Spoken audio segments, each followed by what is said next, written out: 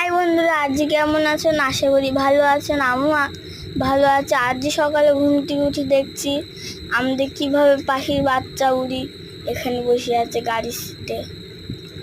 আমরা সবাই মিলে কিন্তু ধরার চেষ্টা করছি, কিন্তু পাখিটা কোনো মতেই ধরা দিচ্ছে না। পাখিটাকে আমরা ধরিয়ে ছাড়বো না হলে আমরা বাচ্চাটা দেখো কত সুন্দর, ধরতে যাই ফসকে যাচ্ছে, তাও আমরা আবার চেষ্টা করছি। দেখো ধরতে যাই ফসকে যাচ্ছে,